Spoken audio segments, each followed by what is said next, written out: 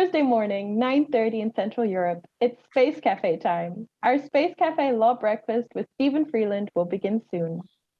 Thank you all for joining us at our breakfast roundtable today in this wonderful cafe environment that we came together in. As always, we really appreciate your participation and ongoing feedback. And now I am handing over to your co-host and our publisher, Torsten. Over to you. Oh, you do? I wasn't prepared for that. Okay. Okay. Do I have to say something today? Yeah, I'm your co-host today. So where's my text? Damn. Hopefully.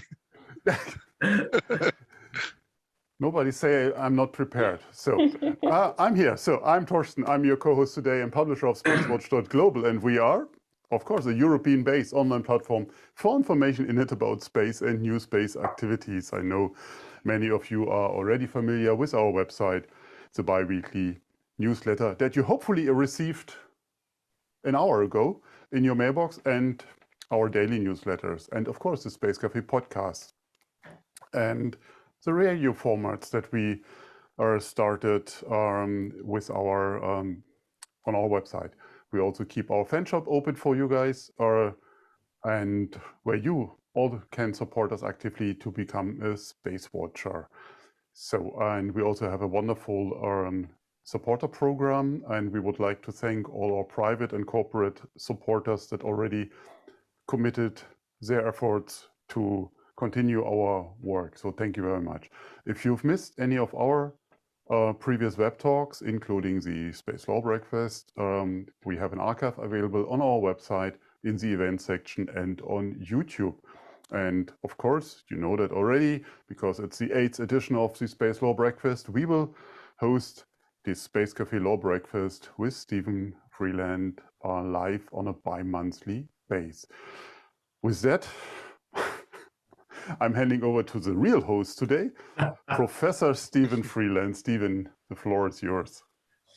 Thank you, dear friend Torsten, and very professionally done, I must say. Hi, everybody. I'm speaking to you from Sydney, where it sadly is raining again. You would have seen lots of pictures of flooding in Sydney, and we've had a few days without rain, but now it's starting again. But I am leaving for Vienna in about 7 hours, so hopefully I'll escape the rain. Welcome to our Space Café Law Breakfast. I'm really glad you can join. I know there are so many things, competing things on, and we're all zoomed out, but we're always so grateful that you come and join us. And why not? I've got, just the best people today, and I'll introduce them in a minute. So you know what this program is about. We're here in a cafe environment, and Olavo will tell us a bit in a minute where we are, except he is not for technical reasons. We really want to look at what's happening in the world and sort of talk about how space law is relevant and pertinent to real events. And this is not a law lecture. This is really a discussion amongst real experts, and we've got two amazing people today about the relevance of space, the relevance of space law. We want to demystify it. And we also welcome all of your feedback. Please tell us what you want us to talk about as well. And as Chiara and Torsten said, let us have some questions. But anyway, we've got two amazing guests, Olavo, Bittencourt, and Irmgard Marboe. I'll introduce them formally in a minute, but amongst many traditions, our first tradition is to talk about where we are. So Olavo, where have you taken us to? Where are we today? Oh, thank you, Steven. We are exactly at the cafeteria of the Santos Coffee Museum. At least you are, because I've not been able to include the picture down here virtually. But I guess it's too early down here in Brazil, so my computer has not waken up just yet. It's kind of temperamental sometimes, but it's so lovely to have you here to welcome you to the beautiful city of Santos. How important coffee it is to the Brazilian culture and to the Brazilian economy. It's really something that really is ingrained in the national identity. So of course it's really important to have this event, such an interesting platform that it is, the Space Café, happening here at the Coffee Museum.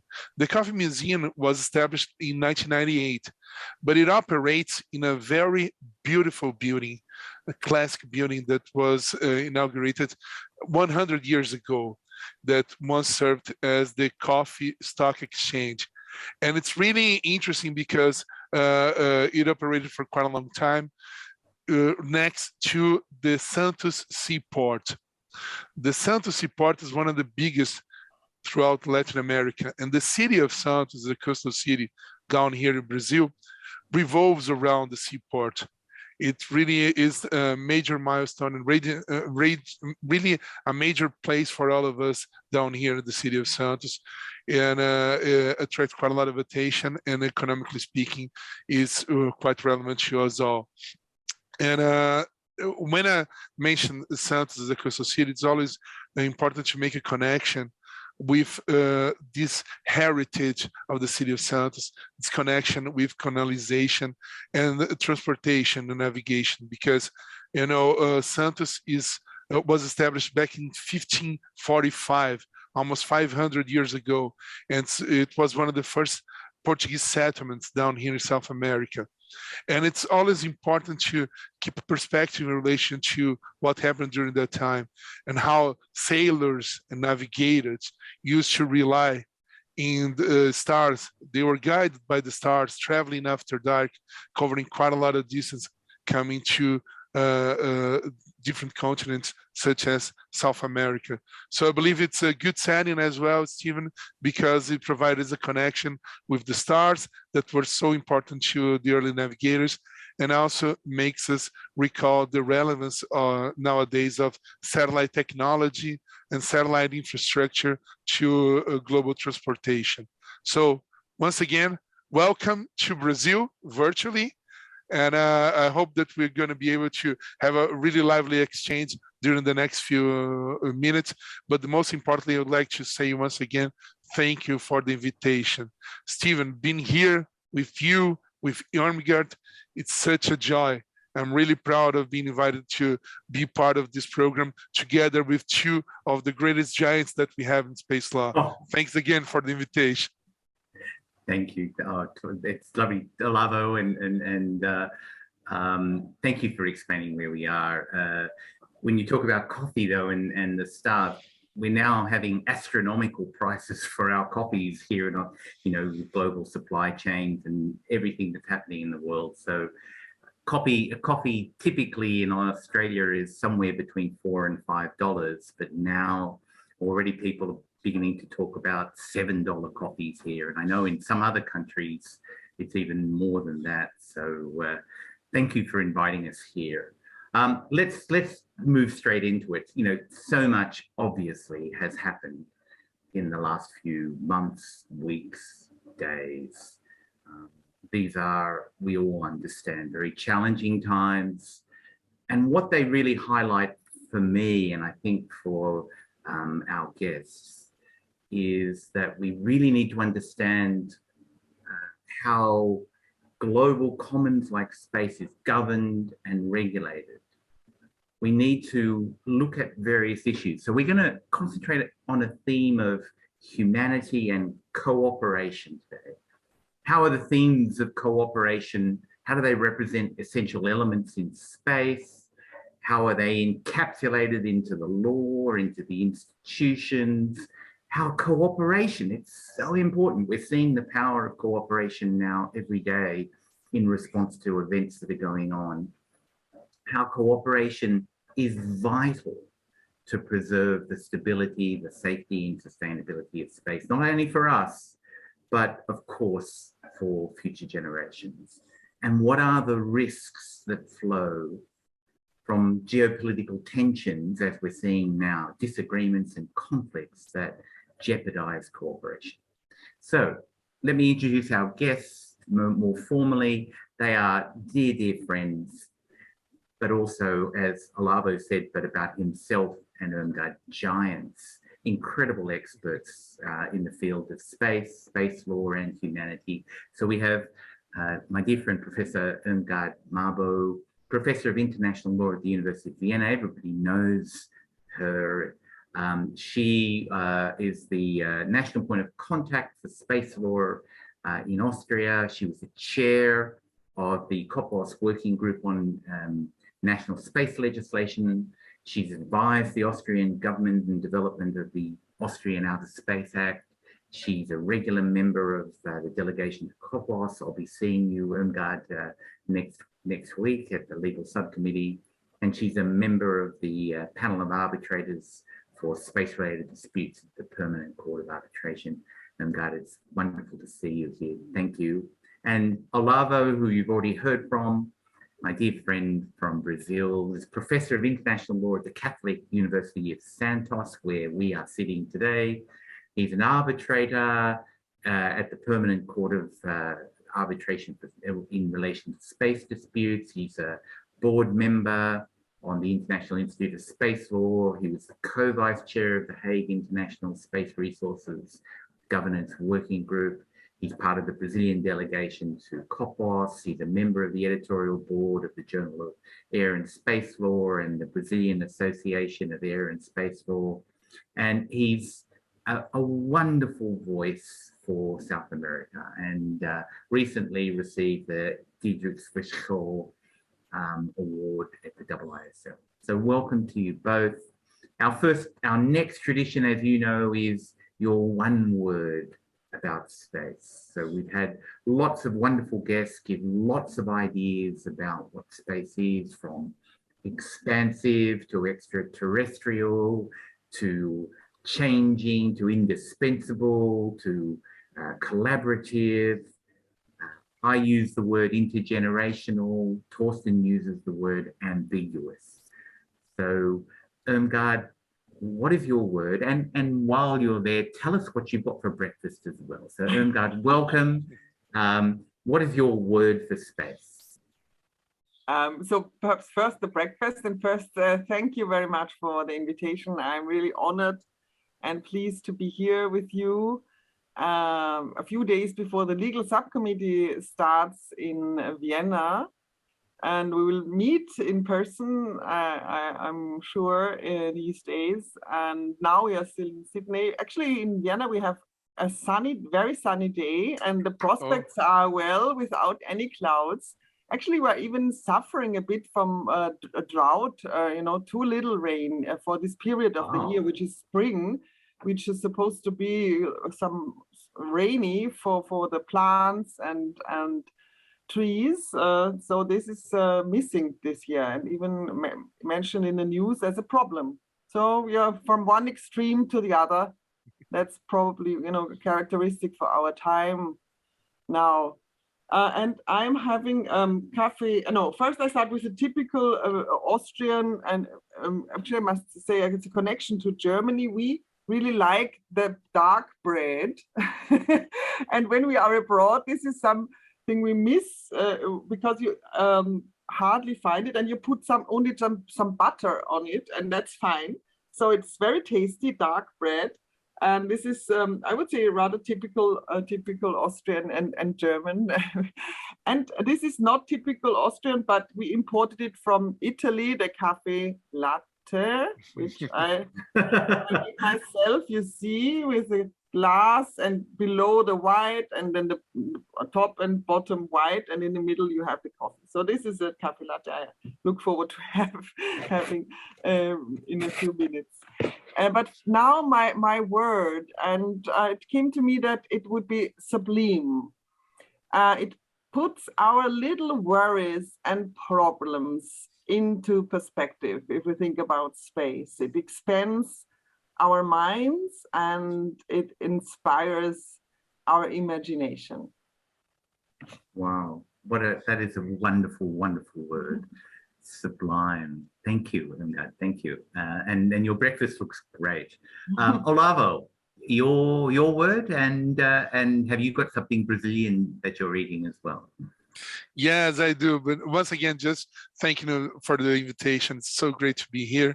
And also say a big hello to Torsten and Chiara for having me here once again, because I participated in the Space Café Brazilian edition a few months ago. presented by my good friend Ian Grosner. So it's great to be back to this wonderful platform that's really getting great ratings, especially the Steven Freeland show, as I can call the Space Café breakfast. But it's so great having you all here. And what I brought for my breakfast today, it's such an early morning, is what's called the cara bread. It's a type of bread that basically you can only find down lift here. Lift it up a little bit higher. Oh, you can see it in here. Yeah. It's a tuber. It's kind of like potato or yam. It's not that easy to find in other places down in Brazil, and it's really tasty, and I love it because I'm not only in Santos, but I'm from Santos. It's my hometown, and that's basically what we eat each and every morning. And I got my Brazilian coffee down here with me, bought at the Brazilian coffee, the Santos Coffee Museum. It's really tasty, really strong, and really good for a morning like we're having today.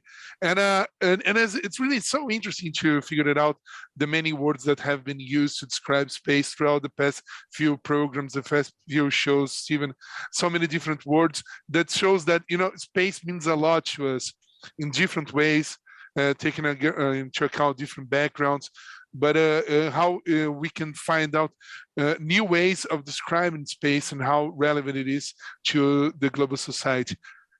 The word that I chosen is boundless, and because basically in outer space there are no boundaries, and recognizing the legal nature of space as a global commons, a domain to which all nations have access, but in relation to which none has the right to claim sovereignty. We, up to this moment, have not been able to achieve an universal delimitation of the frontier between territorial airspace that's subjected to national jurisdiction, and of course, the outer space that is completely outside of it. It's an international territory, something that I've tackled in many studies throughout the past few years.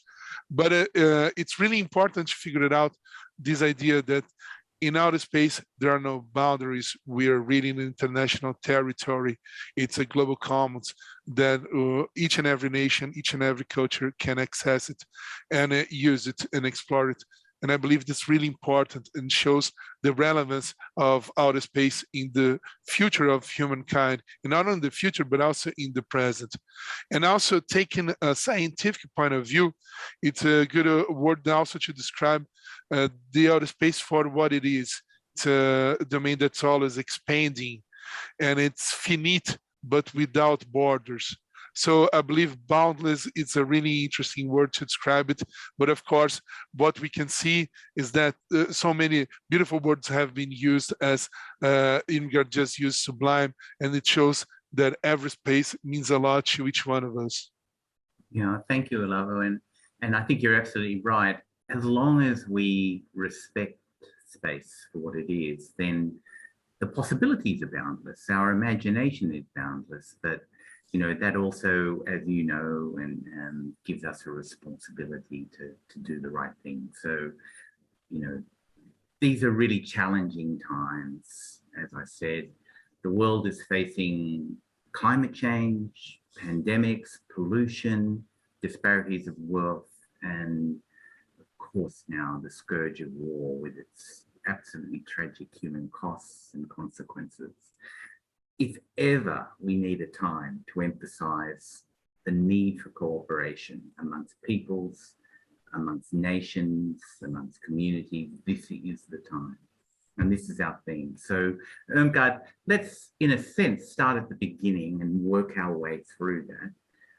How does international space law incorporate this requirement for cooperation into those fundamental principles that regulate the exploration and use of space and have served us so well? Thank you very much. Of course, we can have a whole conference on this, but I would like to highlight the Outer Space Treaty, of course, which is the foundation of all space law. Some call it the constitution of outer space. And there are a lot of allusions to cooperation and the importance of cooperation in space. First of all, the preamble. And we should not underestimate the preamble even if it's not the binding part of the treaty. But it is important because it contains the motivation of the drafters of the treaty, and it contains the object and purpose of the treaty, as we international lawyers call it, which is so important in many respects for the interpretation and application of a treaty. I just highlight a few preambular paragraphs of quotations or formulations in the preamble, which starts by inspired by the great prospects of all mankind in the progress of the exploration and use of outer space. Then it continues by recognizing the common interest of all mankind in the progress of the exploration and use of outer space. Most significantly, the states desire to contribute to broad international cooperation in the scientific as well as the legal aspects of the exploration and use of outer space. And finally, and importantly, they believe that such cooperation will contribute to the development of mutual understanding and to the strengthening of friendly relations between states and peoples.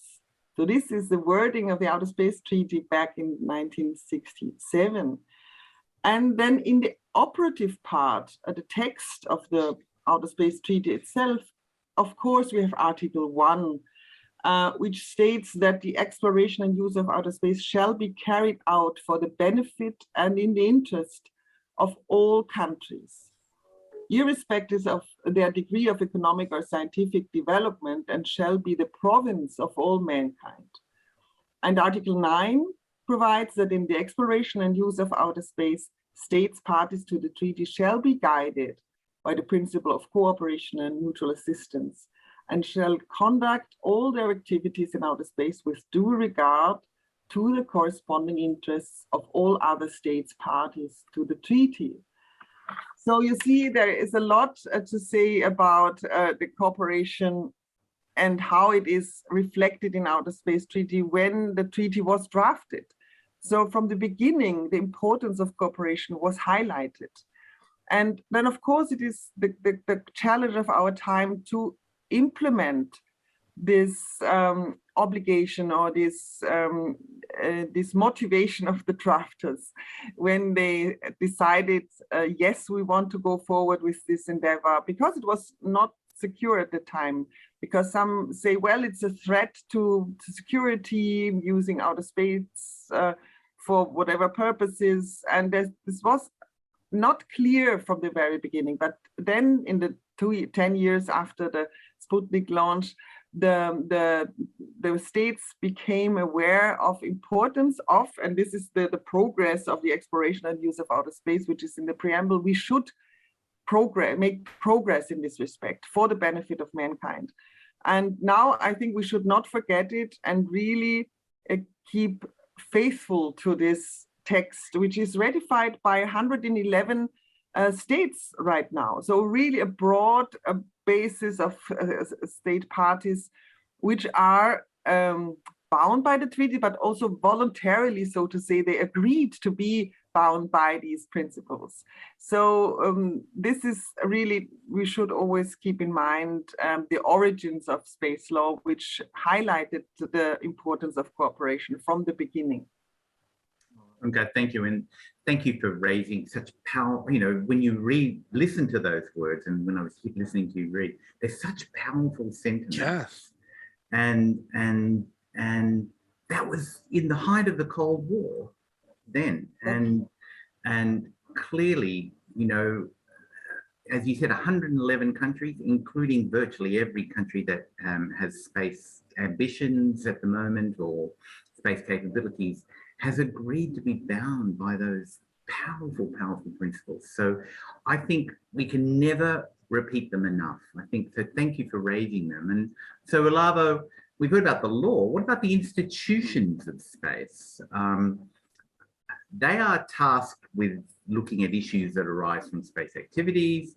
Particularly, I want to focus on the UN ones, UNCOPUOS, Committee on the Peaceful Uses of Outer Space in Vienna, and of course the Conference of Disarmament in Geneva.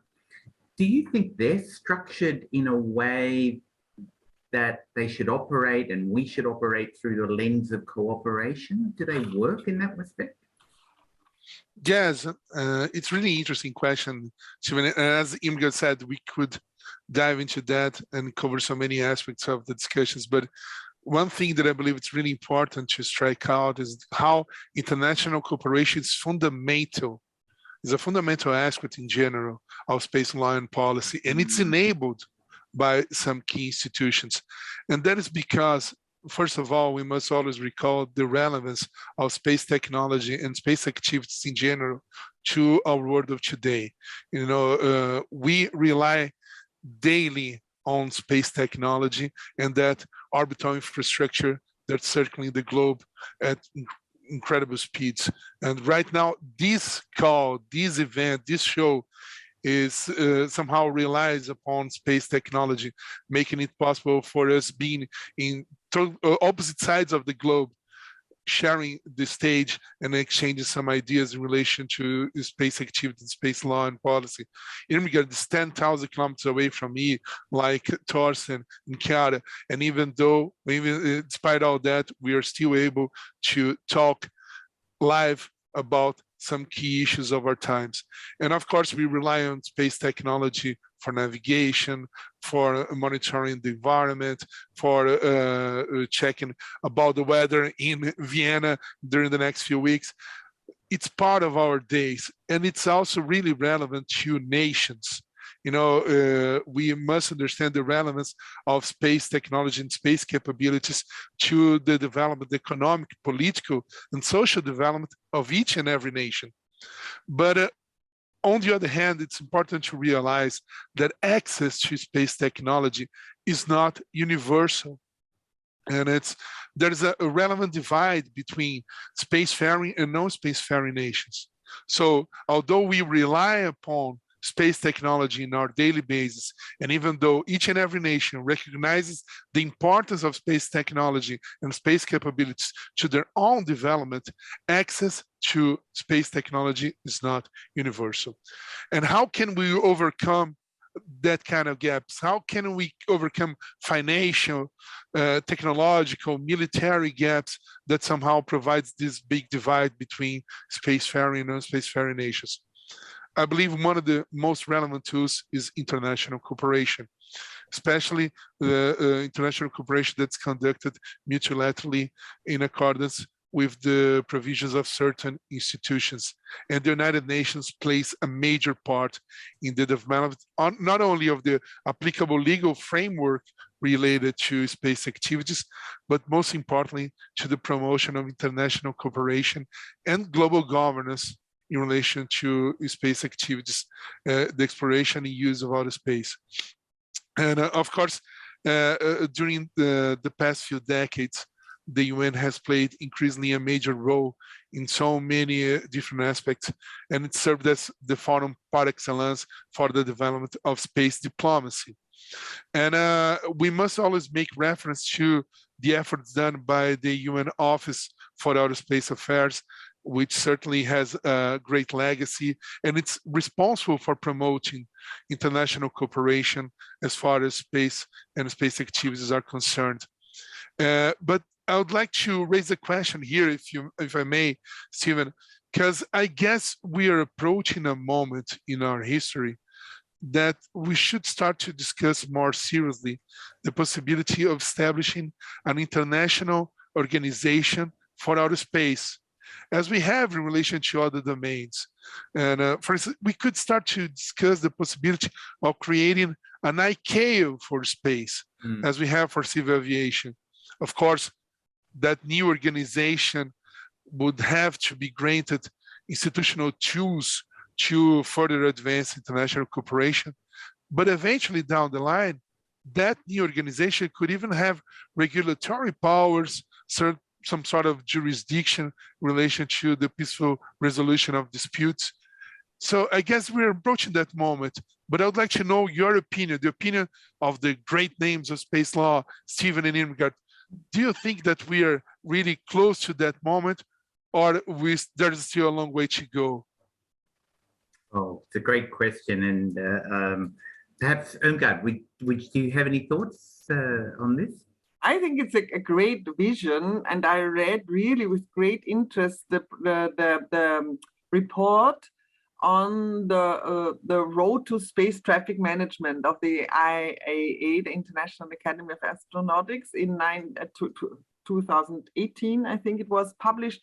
And this was one of the visions there. So if people are interested, I recommend reading this report, because it gives the two ways of arriving at the regime of space traffic management. One is starting from what we have, so let's say bottom up, and the other is having a vision, so to say top down. You have a vision of the creation of an international space organization, and then arrange it and organize it from scratch. So total new, very visionary. I really liked it, how it was put, but I must say, I think it is quite difficult to imagine that it can be implemented in such a way in the near future.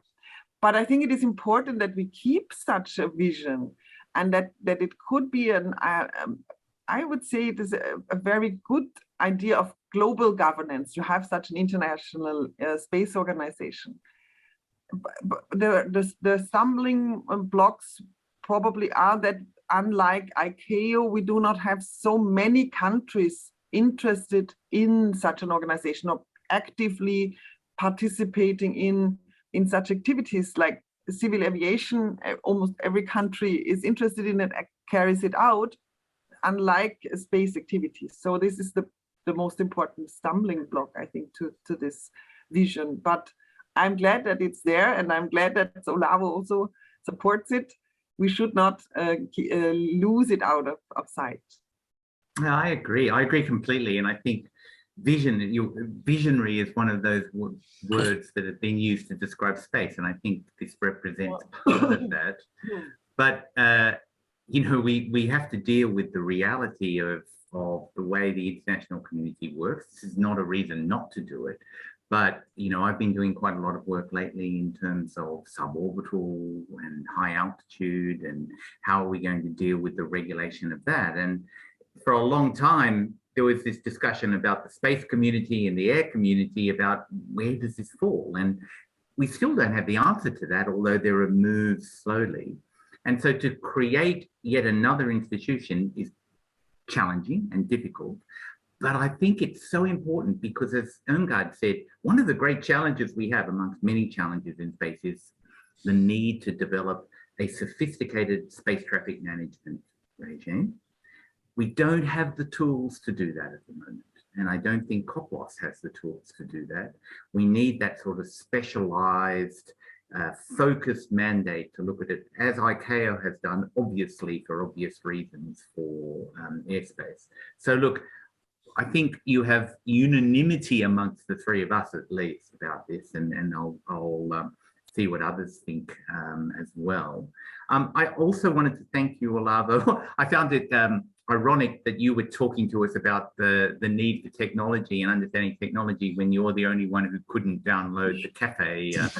But that, I will forgive you for that. But you know, you talked about spacefaring nations and non-spacefaring nations, and I think that's a really important, this inequity, this space divide, like we've had a digital divide. And so there was an OECD report, golly, a couple of years ago maybe, suggesting there are about 80 countries that have some form of domestic sovereign capability in space, albeit as between them, great differences between, you know, Nigeria and the United States, with no disrespect to Nigeria.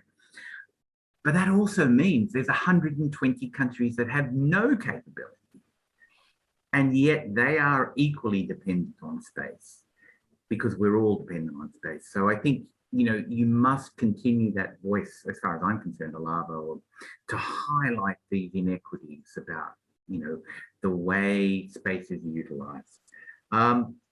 Okay, you know, so we've now heard from Irmgard about the law and Olavo about the institutions, but really what's happening in practice. do we see spacefaring nations adhering to these principles? For example, Irmgard, you'll be well aware that during the Cold War, in the height of the Cold War, the United States and the then Soviet Union actually cooperated in various ways in space. And we had the famous meeting of the cosmonauts and the astronauts. Obviously, they didn't cooperate in every aspect, but it showed that space was a little different. Are we moving in that direction, or are we unfortunately seeing what I might call a waning of cooperation in space, particularly now as the very significant geopolitical tensions on Earth are increasingly being translated into non-cooperative and even worse behavior in space, you know? So what's happening in practice, and what can we do about it? Irmgard? Yes.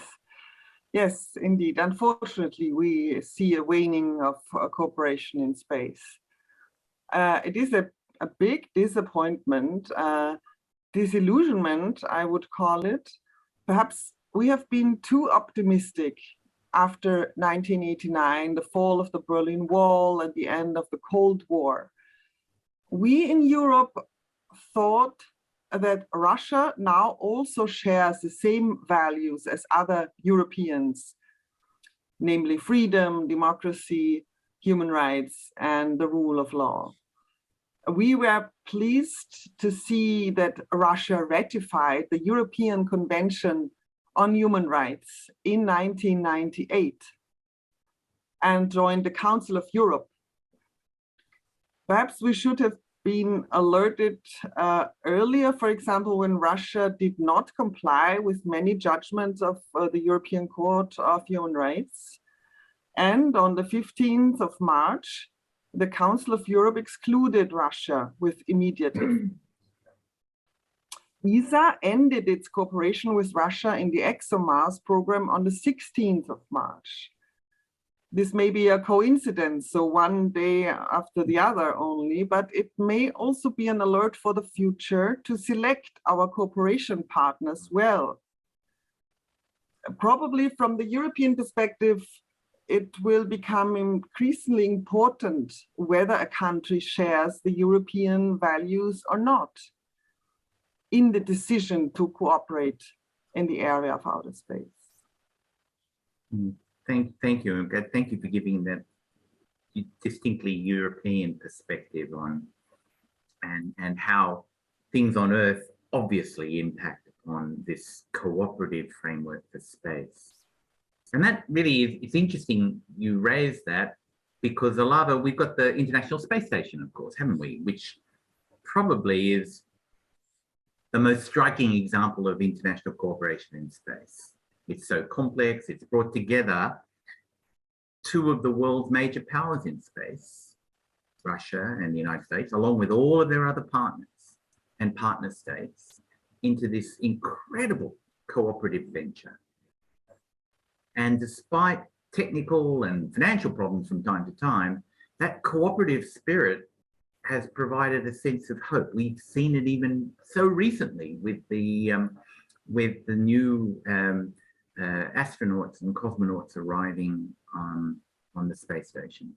So, Olavo, in these really difficult times that we're in, is there a way we can somehow look at that extraterrestrial cooperation, because space is different, and somehow use that as the example to create, you know, it sounds difficult at the moment, but to create a greater oneness on Earth? And Olavo, there's a prize here. If you can get this right, I will nominate you for the Nobel Peace Prize.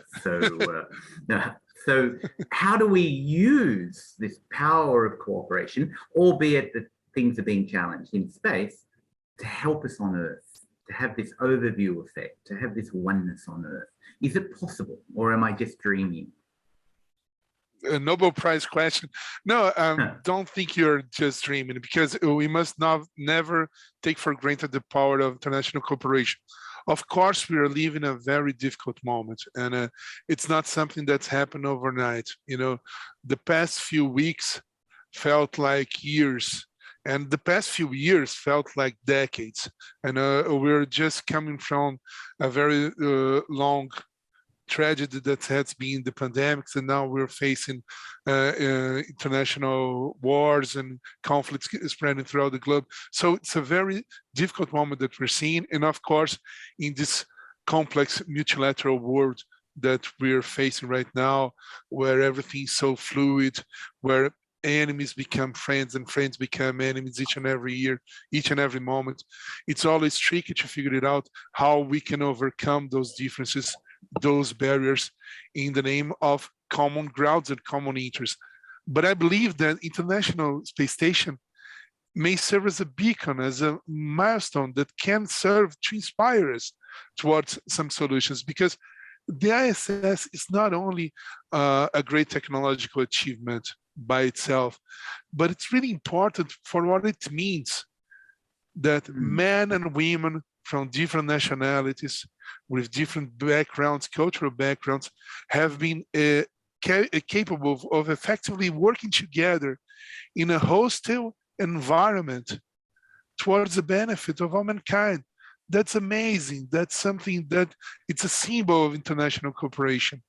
And also because the ISS has served as a permanent platform of the Earth from outer space. And that gives us also a different perspective. And I'm not saying this only from the political point of view, but even a philosophical point of view, because seeing Earth from outer space, we cannot identify national borders.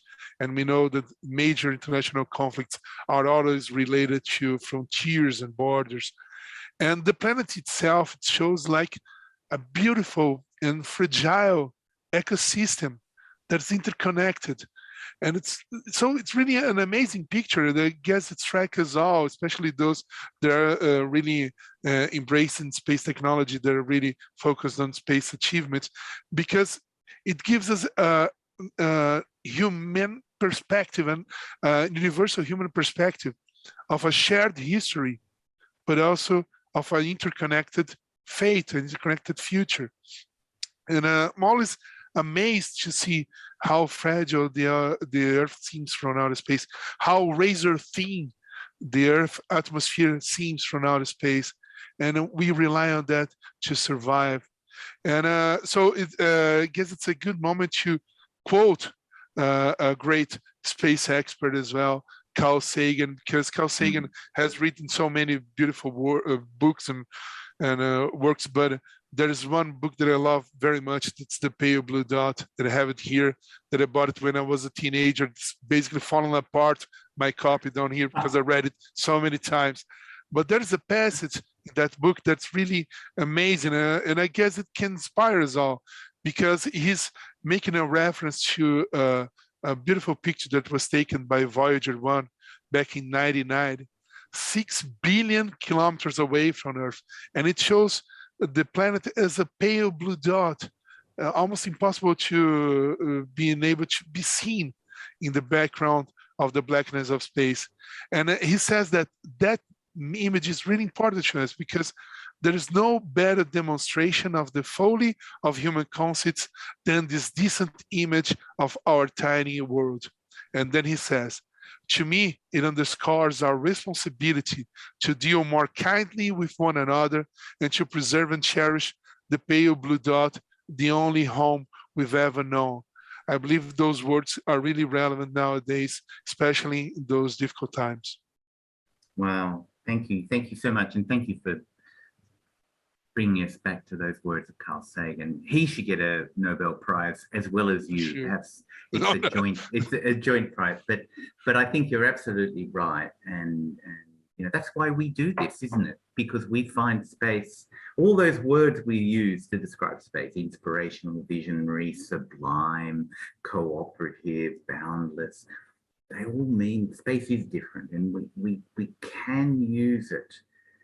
And we should use it as an exemplar to help us do better things on Earth. I agree with you. But space is also a big commercial area, of course, isn't it? And we know that the commercial sector, what this global space economy, what was it, $400 billion US last year, it's growing, and it's growing at a much larger rate than the broader global economy. So as we do this, fill in all this jigsaw puzzle on the different facets of cooperation in space, Irmgard, what do you think? Do you think as the increase of commercial presence in space and the development of the technology by the private sector increases, is that an opportunity to foster greater cooperation? Or given, you know, what companies do, they're bottom line driven, of course, actually does this growing commercialization present yet another obstacle to cooperative ventures for the benefit of humankind? It's a tough call, isn't it? What do you think, Irmgard? Yes, it's a very good question. And of course, I've thought about it many times, but in the end, I tend to say that commercial presence in space has the potential of fostering cooperation in space, that it makes a positive contribution. However, there are quite some obstacles and, let's say, floating questions. We must ask ourselves how private and independent are the commercial entities in reality, or in which way does politics intervene even in private contracts? To what extent do we think that is good, and to what extent this is bad? So we need a clearer picture of the role of the state on the one hand and private and commercial entities on the other hand in the area of space activities. I think this is a question for national policy, national space policy, or policy which each country and society has to think about. So, but it should not be overlooked and underestimated how important it is to clarify the different roles of the state and the private sector. And this is not always clear. Sometimes it's we call it private, which is not in reality private, and the other way around as well. Yeah, and it's so complex, isn't it? Because by and large, we're finding in many countries the state sector is more and more dependent on the private sector for their space activities. And not only do you have public-private partnerships, but you know, it's the government that now paying customers of the commercial sector. So there are so many potential conflicts in this scenario. But by and large, you would have thought, you know, I'm an investment banker from a long time ago, you would have thought the commercial sector wants stability in space because that's the only way they're going to make money. And if there's stability in space, there'll be benefits for everybody anyway. So I tend to agree with you. So Olavo, the last piece of this puzzle for me is civil society. We've gone from the law to the institutions, to the practice, to the commercial sector, to a whole range of different things. But civil society is so crucial to the way we interact with space. How can we ensure that all of those incredible voices that you were talking about before are heard when it comes to the future of space, our relationship with space? Because as you know, as we all know, space touches every person on the planet and it's tied inextricably to the future of humanity. So how do we give the clear voice to all of the sectors that need to be heard, all of the stakeholders? What's your thoughts, Olavo?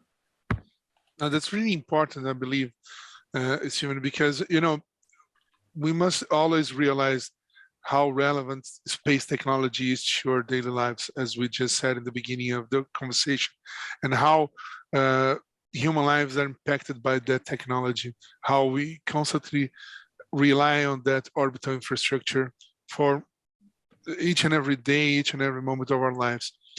So that space technology has been made it possible for all of us to interconnect the globe, but also to know it better. So it's really relevant to the people as it is to the nations. But it's also important to figure it out that there's more in outer space than basically satellites. You know, each and every human culture consider outer space and the celestial bodies in some way or another as a fundamental part of their beliefs and a way of seeing of their own perspectives. So it's impossible to consider space-related issues without a multi-layered approach, without taking into account different perspectives.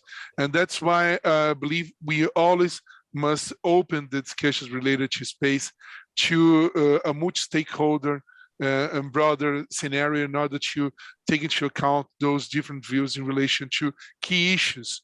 And when we take into realize the difficulties of our moment, as we just had, this multipolar world, fragmented world, fractious world, with so many crises happening all over each other, it's always difficult to figure out ways out of certain problems. And one can even argue that we're facing some sort of crisis in the multilateralism. But, you know, I guess we should always keep things under perspective. I believe we're seeing something different. We're seeing a different trend in multilateralism. We're seeing a trend that's more marked by informal negotiations, informal mechanisms, that's more focused on functional approach in results, and somewhere or another trying to find practical mechanisms to tackle issues of our times. So together with the institutions that we mentioned just a few moments ago, we also have some sort of ad hoc arrangements that are being assembled in order to tackle different aspects with space-related issues. And this is happening everywhere in relation to so many different topics involving not only space resources, as the Hague Working Group did, but also in relation to the moon. We got GAGSLA, we got all the discussions related to planetary defense. And this is happening at once, at the same time, and taking into account a multi-stakeholder perspective. And that's the key feature that I'd like to mention, because what we're seeing is that there's a growing engagement by different space actors on key space-related issues, including a broader participation of what's called the global civil society. And I believe that's a fundamental aspect of the moment that we're seeing in space diplomacy, that we are having different stakeholders taking part of the discussions and providing their perspectives.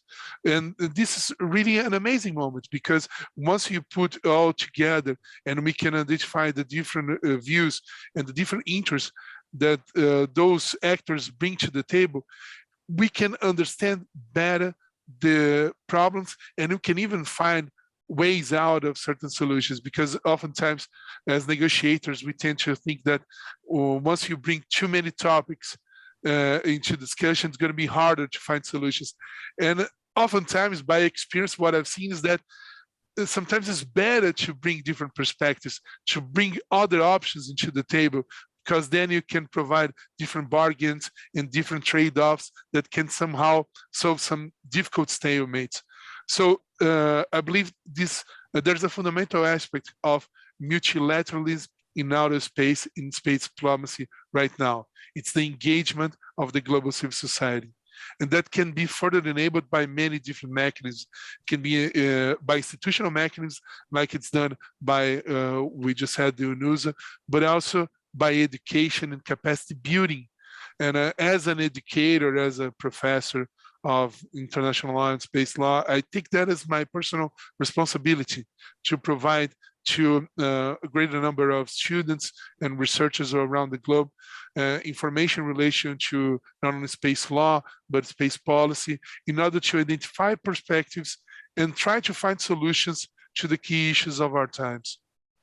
Yeah, and you, thank you, Olavo, you and Irmgard, as educators, you know, inspire so many people to think outside the box, and in all of your teaching, but also in your outreach. And, you know, so I can't agree with you more. And it's interesting you talk about engagement, because as you know, I'm a co-chair of a UNCOPUOS working group, and we've got some interesting discussions next week.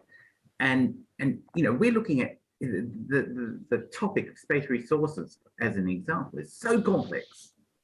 And how can the diplomats and the lawyers even begin to understand what should be done, what must be done, framework, if we don't actually hear about, you know, we have to understand what the questions are before we can even get to the answers. And so that's where it's important to ensure that those that can contribute to the debate have an opportunity. And of course, there are challenges through the intergovernmental nature of UNCOPUOS, but in our working group, for example, the member states are working with us to try to find other ways. But I agree with you completely. You know, space is something where all of these voices need to be heard. Torsten, can I turn to you? And you've heard, we've been through the mosaic. There are so many mosaics here to try to work out this context. But, and I know this is meant as a compliment, you know, you are always at the Space Cafe breakfast, the so-called reality check. You really are. And Torsten, you speak to all elements in the space global system, ecosystem, from UN officials to community NGOs and everything in that spectrum, or everybody with an interest in space. What's your sense about cooperation as a concept? Do you see us moving away from the cooperative principles that Irmgard and Olavo talked about? Or do you actually think, fingers crossed, that there is this momentum towards this oneness of space and this global overview effect that Olavo talked about, even in difficult times? Torsten, set us straight. You've heard from three lawyers. Now we need to hear the truth from someone who really sets us straight. What do you think? How can I give you a diplomatic answer? It's hard. So I don't even try to be diplomatic. And I mean, hearing you, all of you, I couldn't agree more. That's all right. And who am I to criticize what came from you guys?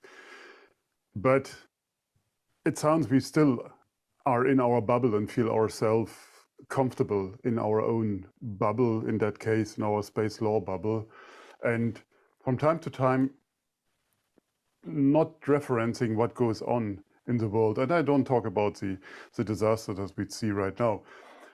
Let's start with the comparison of ICAO, what we mentioned earlier, or even ITU as a model for that can be applied for space. And last week, I spoke with Dr. Andreas Wittmer in St. Gallen, one of the guys that are working in this field of aviation, and I tried to find out what we can learn in space from aviation.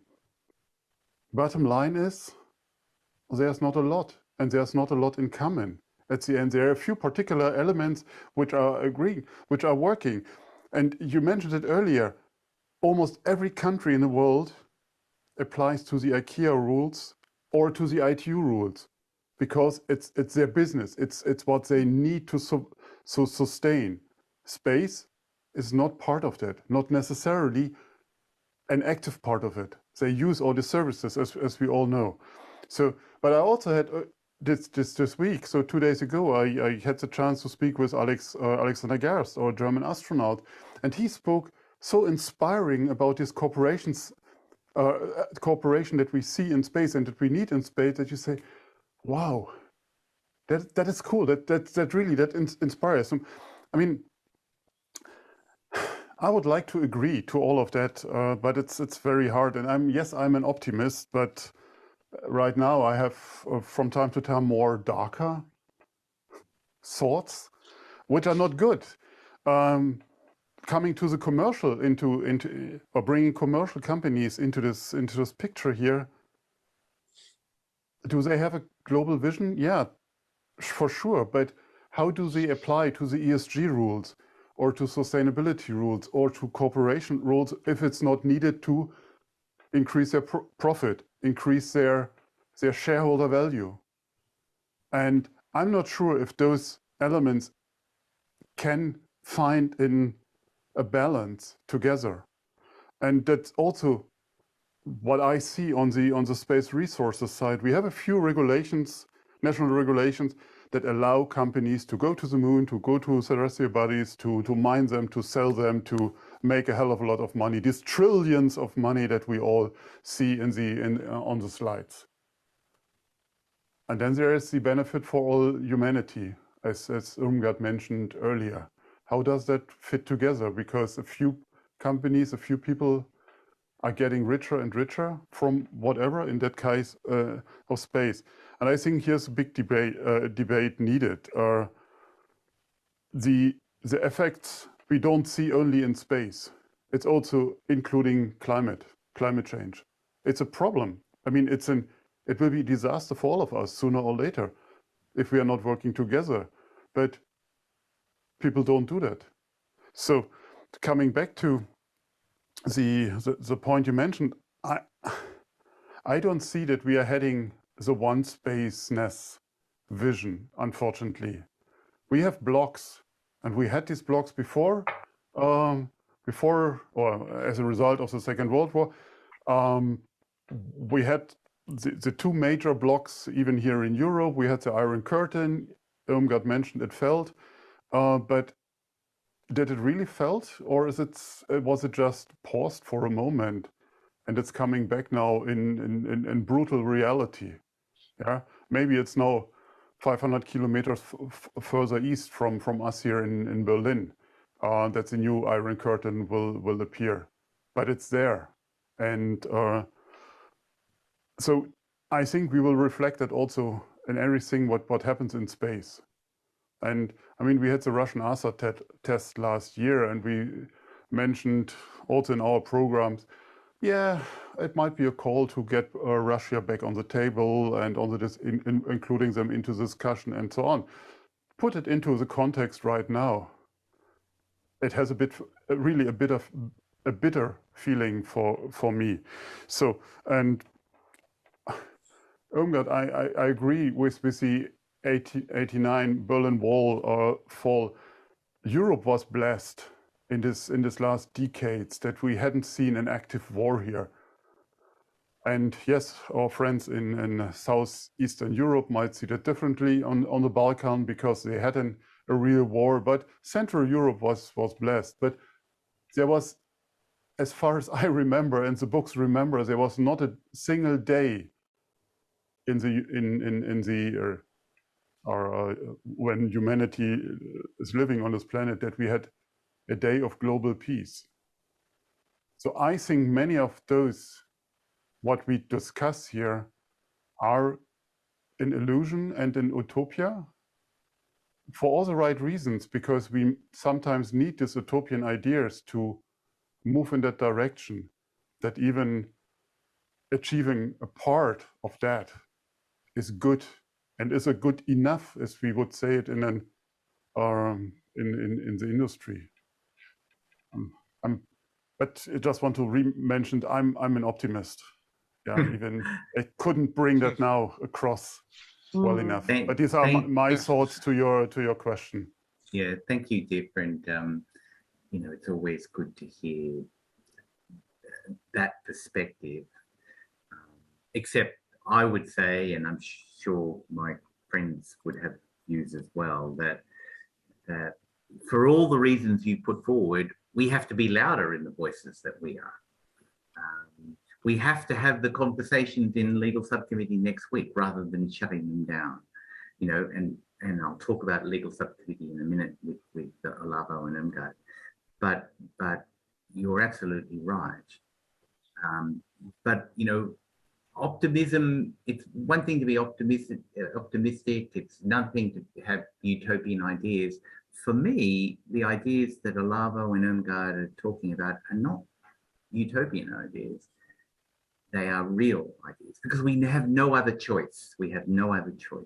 That's my perspective. That's a point. Yeah. And when you spoke about, or when you speak about the legal subcommittee and all the discussions that's going on there, really on the high level of setting the rules, bringing that forward.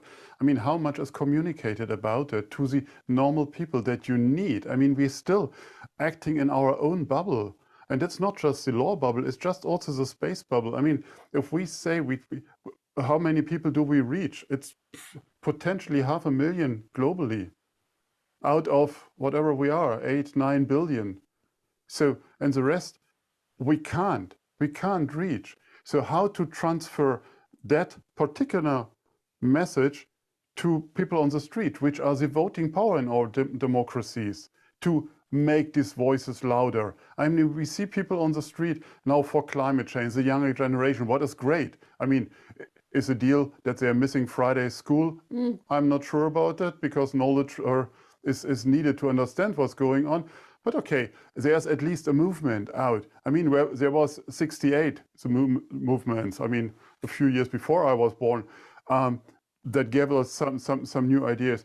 And we see people on the street now against the war. And that's good. There is a voice. But how can we convert them into space? Something what people don't have on their screen. So that's Understood. What I mean with the bubble. And we try our best, but sometimes it feels like fighting the windmills and we are Don Quixote. Yeah, Olavo, yeah, you wanted to say something, yeah. Yeah, sorry, Steven, just to say, now, as Torsten, I'm an optimist, but I consider myself a realist optimist, because I believe, it's possible to find solutions if we work hard enough on it, if we dive into the main issues, if we understand the different perspectives, if we try to identify the shared principles and shared interests of the many different parties. So we can do a lot, but diplomacy is not easy. And I'm just not saying international diplomacy, but diplomacy in general, because negotiations are not easy. Negotiations are complicated because it's a process of communication. And especially nowadays, there's too much noise in the communication. And that may drift us away from the main issues. I believe what we must do right now in such a difficult moment that we're seeing is to take into account different perspectives and avoid positions and focus more on shared interests.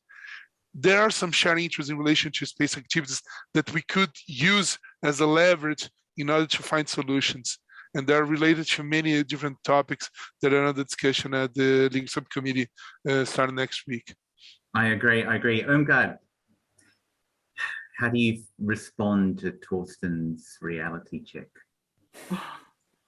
Yes, I think it was quite balanced, because I think to me he brought the two perspectives, the pessimistic, or it's a realistic assessment, but also the need for hope and a vision.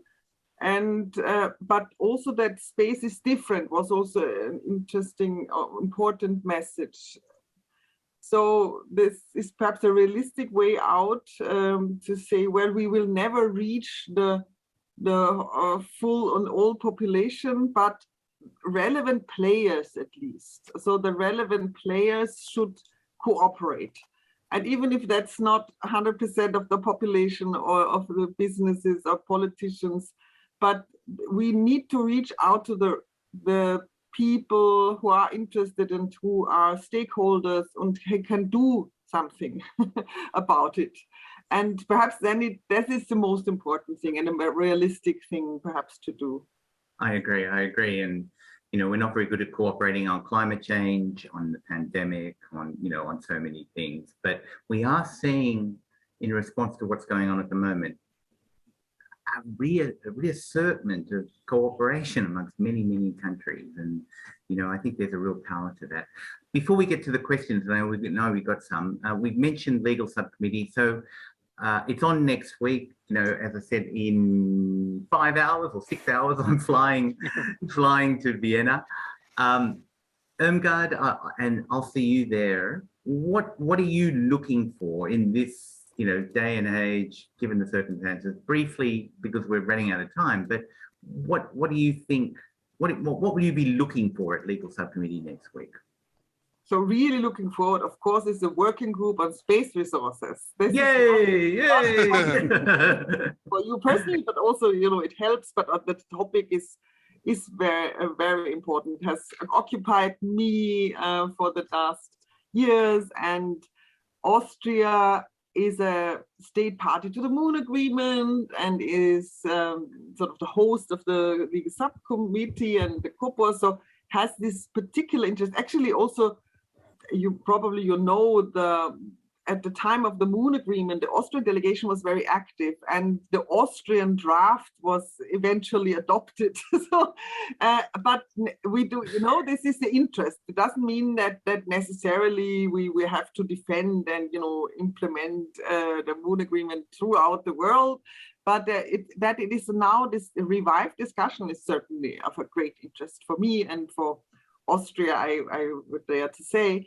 But then, of course, a matter of urgency is long-term sustainability and space traffic management, and how the two come together. And finally, for me, the national space legislation, which is still on the agenda. It's not an item under a work plan because it's now a regular item, but it is important that it's there, and delegations should not underestimate it and should really pay attention to it, because I've seen just last week when I met some head of delegations, even they are still not aware of the importance of national space legislation in the implementation of the Outer Space Treaty, and that all private actors are complying with the Outer Space Treaty. And there's Article 6 is the tool, and national space legislation is the tool for this. Also, the states are sometimes unhappy how private actors behave, but it's upon themselves to regulate and to implement outer space law as far as they can for companies under their jurisdiction, be territorial or personal jurisdiction. This is still underestimated, I must say, despite our efforts some years ago. So this is still important. I just want to say that would be my highlights for the Legal Subcommittee, I must say. Yeah, well, I hope we don't let you down on the working group on resources, but I agree with you. There are many, many pressing issues. Olavo, very quickly, I'm sorry I don't mean to rush you, but what are you looking for from perhaps a South American perspective, a G77 perspective? What are you looking for at Legal Subcommittee next week? Yeah, first of all, I'd just like to say that I totally agree with you, Irmgard. She highlighted exactly the main points that I believe are on quotation.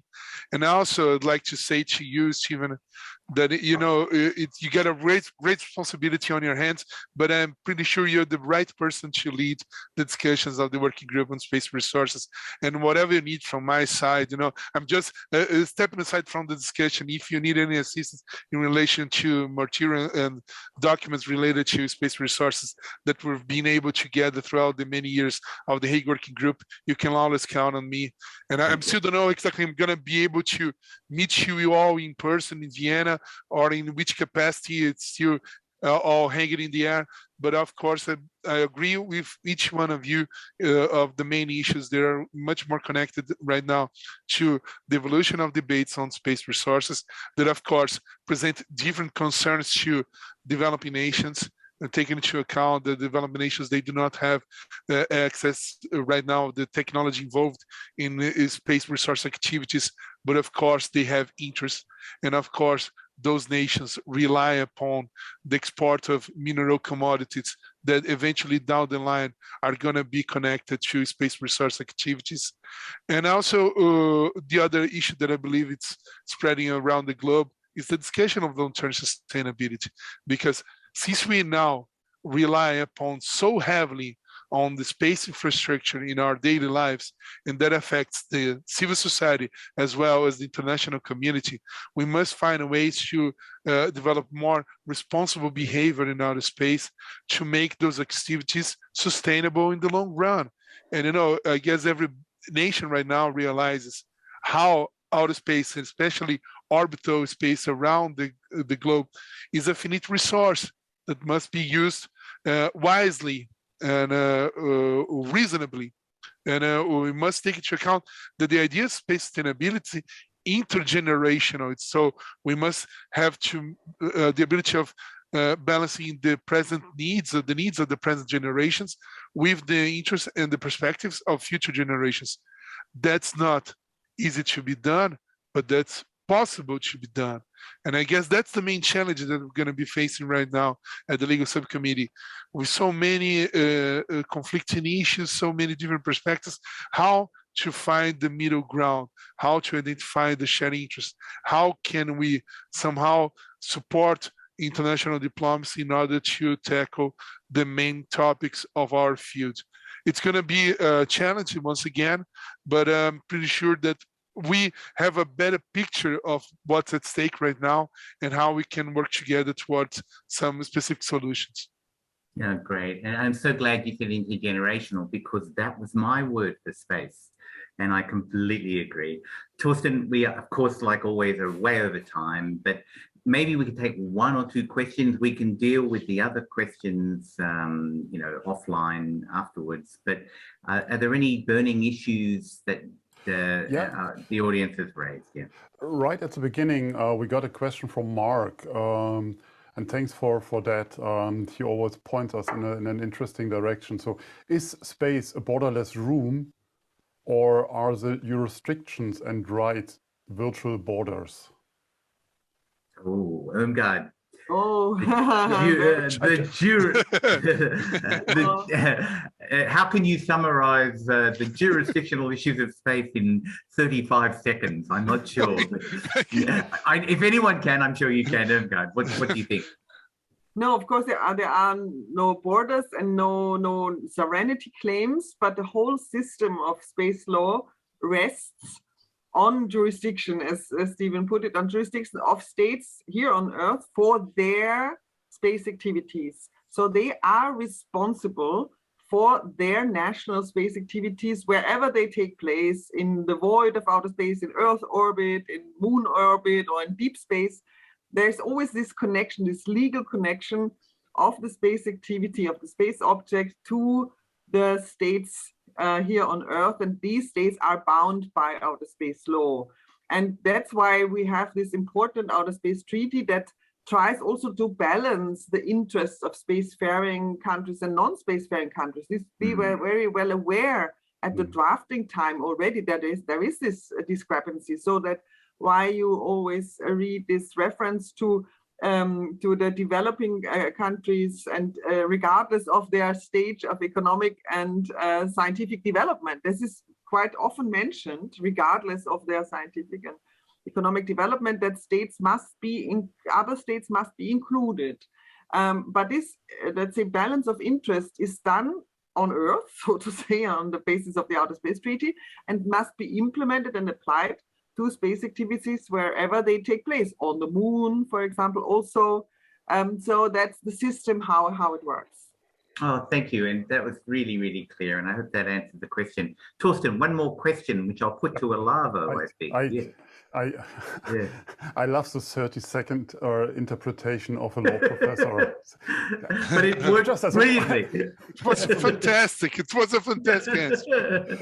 Okay, I've tried to merge these two the questions from Valentin and Nabil here because they're going in the same direction. So, do you think that the actual development in space with RF jamming or cyber attacks could be called already space war or start of a space war? And Nabil adds on that about the discussion about nuclear threats and missile use.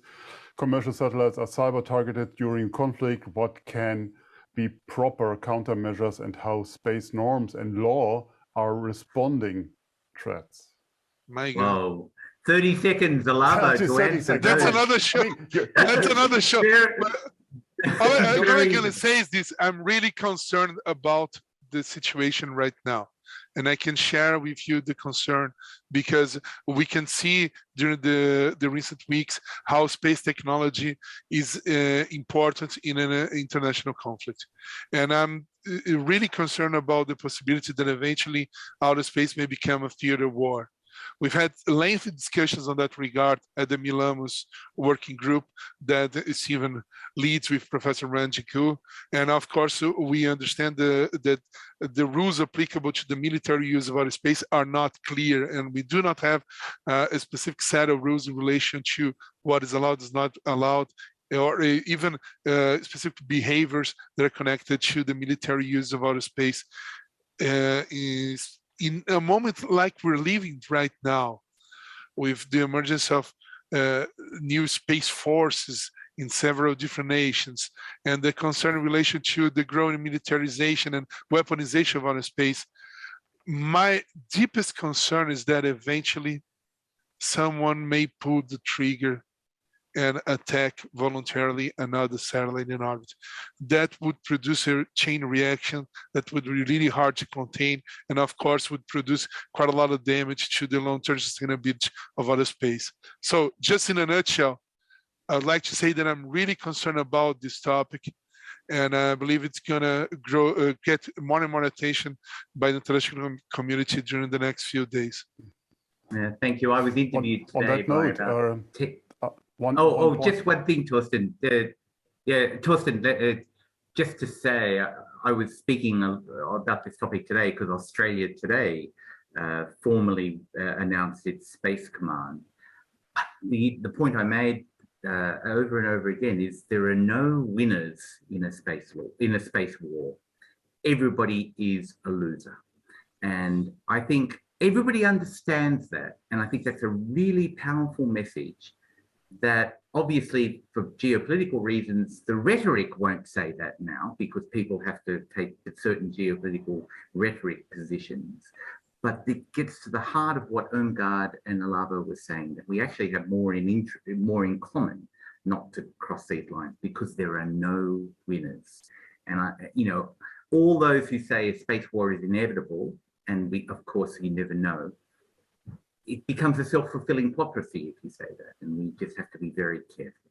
Sorry, Torsten, I didn't mean. On that note, on that note, I just want to mention that, or I think our audience knows that we re-established our space law Black Ops by Dr. Emma Gatti, who talks about the military operations in space with her guests. And in the last show, it was 1.5 days.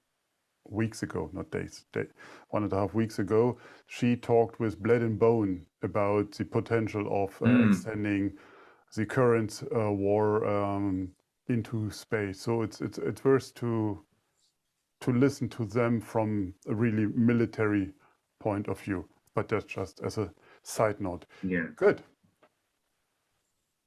Well, last reflections. Yeah, thank you. Olavo, we have to go, Irmgard, but any last reflections? Olavo? No, just saying that, we gotta work together to find solutions, and we gotta keep an open mind and be respectful of different positions and perspectives in order to tackle the main issues related to space activities, space law and policy. But working together, we can find a way out of those crises. I'm really realistic optimistic, like I said, but I believe it can be done because in one way or another, we've already seen it being done before. No, I agree. Irmgard? Yes, my perspective is also towards next week and the importance the United Nations has in general and also for space. The United Nations were founded after the Second World War as a reaction of the Second World War, and it has brought us peace, world peace, at least, despite some, armed conflicts still here and there. But we can only hope that this role of the United Nations, this stabilizing role, can be maintained and will be maintained. And I believe firmly that that is really what we should value highly, that we have such an institution, that the United Nations brings the states, all the states together.